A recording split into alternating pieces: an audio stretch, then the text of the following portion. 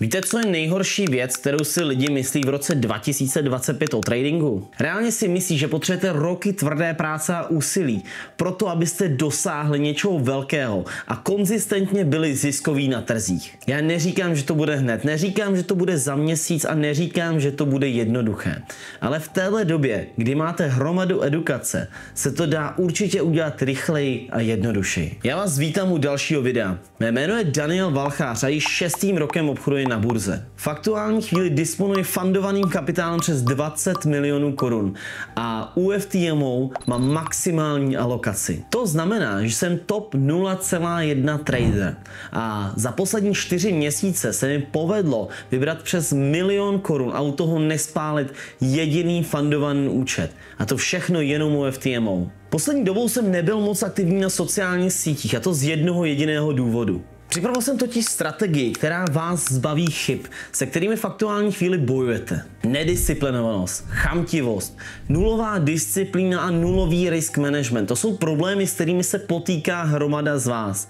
A já jsem v aktuální chvíli přišel se strategií, která tyhle problémy dokáže vyřešit. Pro ty z vás, kteří ještě nenašli svůj edge v trhu, jsem se rozhodl udělat zdarma webinář, který se bude konat 26. až 28. října. Již v aktuální chvíli se můžete přihlásit a zarezervovat si svůj lístek na tenhle webinář. A to na stránce propedge.cz. Odkaz najdete dole v popisku nebo na připnutém komentáři. Ale nechme toho, pojďme se podívat na trade přímo do FTMO. Trade, který jsem zobchodoval, kolik mi vydělal, jaké tam byly podmínky a proč jsem si myslel, že by to takhle mělo právě dopadnout. Zabrouzdejme rovnou trochu do historie. Pojďme se podívat na trade, do kterého jsem vstupoval 9.6. ve 4 ráno.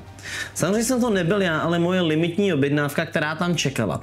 Protože jsem čekal, že by se ta cena přesně mohla dostat tam a od toho bodu by se mohla odrazit. Vstupoval jsem za pouhý jeden lot. Můžete vidět, že tato pozice mi vydělala 84 000 korun a to pouze na jednom účtu. Jelikož tyhle účty v FTMO 2, tak to bylo něco přes 165 000 korun. Trvala cca 15 hodin a pro ty z vás, kteří by se chtěli podívat více do detailu, tady to máte všechno rozepsané. Jelikož dlouhodobě sleduji dolar, sleduji to, co dělají banky, sleduji to, co dělá vláda, Trump, tak se snažím navnímat to, jak se přesně budou chovat dolarové páry, anebo třeba zlato, které já obchoduji vůči dolaru. To je právě věc, kterou si hodně lidí neuvědomuje. Dorazí na ten trh, začnou obchodovat a obchodují zlato jenom jako zlato. Vůbec si neuvědomují to, že to zlato se hýbe na základě toho, že ho obchodují například vůči dolaru. Neuvědomují si, proč zlato třeba vystřelilo najednou silně nahoru nebo dolů. A to z toho důvodu, že nějakým způsobem třeba posílil nebo oslabil dolar. A díky tomu se ta cena zlata hýbe i přesto, že zlato by jinak ten den konsolidovalo. Zrovna v červnu si zlato procházelo konsolidací a dalo se shortovat i longovat. Pro mě samozřejmě ale bias zůstával jasný. Dolar bude oslabovat a zlato půjde časem nahoru. Proto pro mě bylo lepší longovat a vstupovat pouze do longových pozic. Jak jsem již zmínil na začátku, je důležité si v trhu najít svoji edge. Pokud tu edge nemáte, tak vždycky budete sázet 50-50. Každé jedno malé potvrzení vám potom dá nějakou vaši edge, nějaké vaše procento navíc.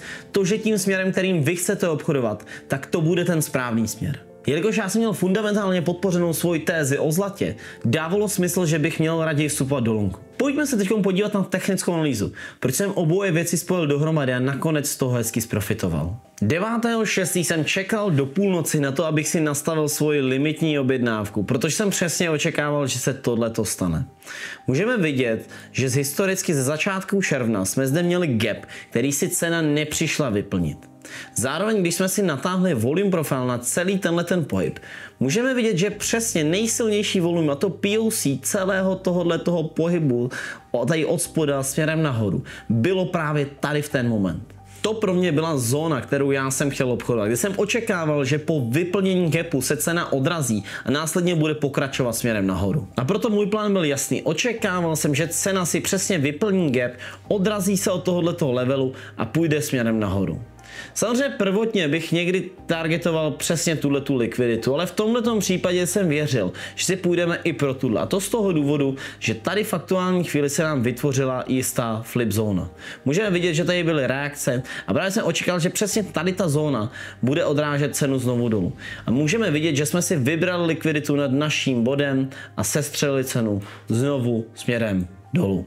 Já jsem však svoji pozici krásně uzavřel přesně tam, kde jsem chtěl a zprofitoval tom na risk to reward ratio 1:4. V tomto případě ještě důležité si říct jednu věc.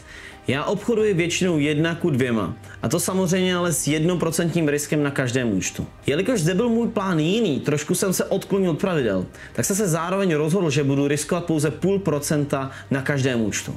To je další z věcí, která je nutno si uvědomit a důležité je správně pracovat s risk managementem a money managementem podle toho, jak máte velké účty. A to jsou přesně věci, o kterých si budeme povídat právě na webináři 26. až 28.10., kde vám pomohu najít vaši edge, kterou v trhu potřebujete. Odkaz pro registraci najdete dole v popisku nebo v připnutém komentáři. A já se na vás budu těšit, až se společně na webináři potkáme a popovídáme si přesně o vašich problémech.